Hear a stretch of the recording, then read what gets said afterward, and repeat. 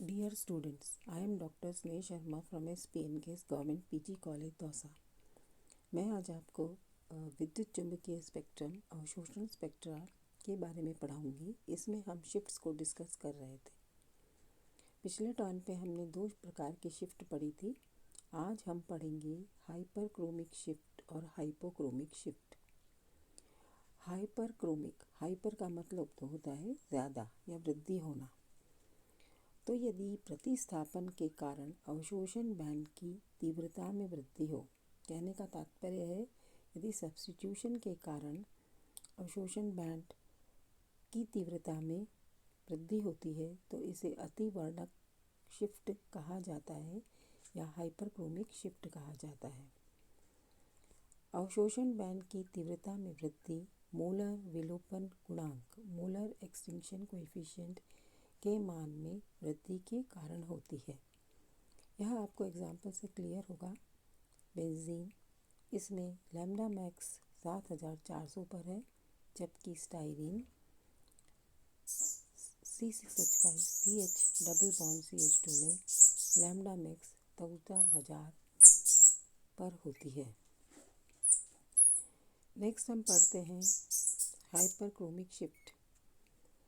यदि किसी प्रतिस्थापी समूह के कारण अवशोषण बैंड की तीव्रता में कमी आती है तो इस प्रभाव को अववर्णी प्रभाव कहा जाता है या हाइपोक्रोमिक। क्रोमिक, हाइपो शब्द का मतलब है घटना, कम होना।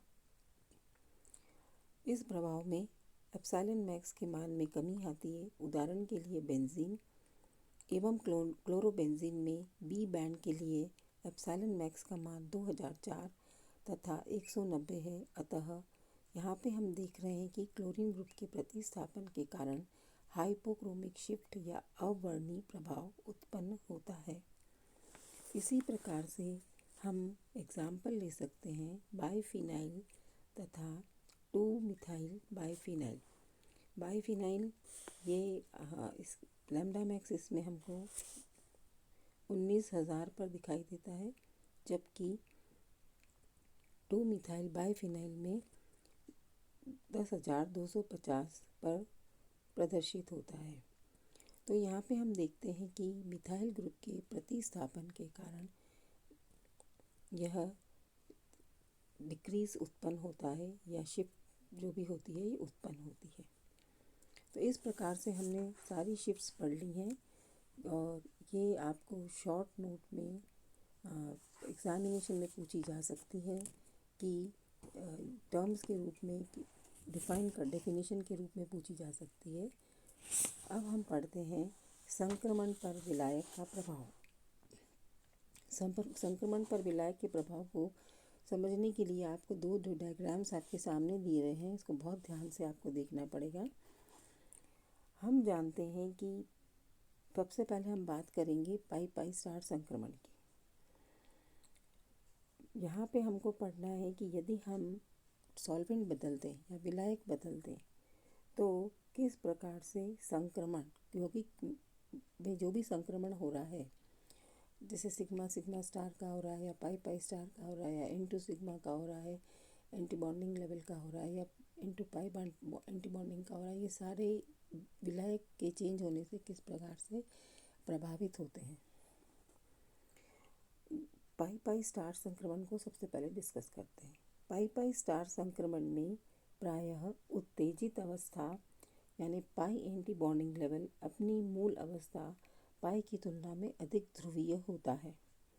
सामने एग्जाम्पल है, आपको डायग्राम से आपको दिख रहा है कि पाई नीचे है, पाई एंटी बॉन्डिंग ऊपर है।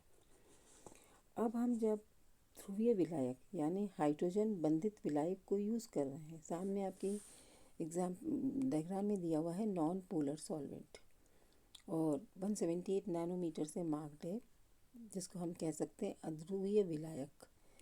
नेक्स्ट उधर आप देख रहे हैं 220 नैनोमीटर है और पोलर विलायक है।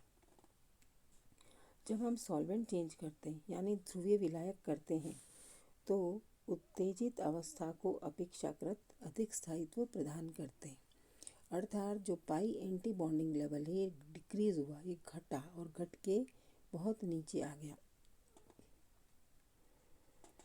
फलस्वरूप पाई पाई संक्रमण का अवशोषण उच्च तरंग दैर्ध्य की ओर विस्थापित हो जाता है। क्यों विस्थापित हो जाता है? क्योंकि यहाँ पे हम देख रहे हैं कि जब सॉल्वेंट चेंज कर रहे हैं तो पाई के लेवल में बहुत कम फ़र्क पड़ रहा है।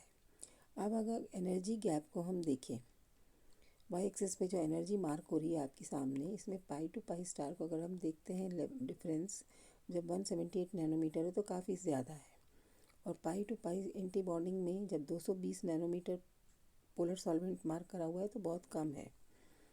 तो इससे क्या होता है कि आपका जो संक्रमण है ये उच्च तरंग दैर्ध्य की ओर विस्थापित हो जाता है, और इस प्रभाव को बैथोक्रोमिक शिफ्ट कहा जाता है।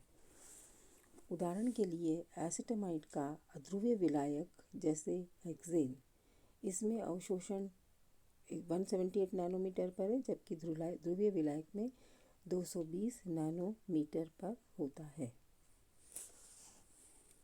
तो ये था आपका संक्रमण पर विलायक का प्रभाव।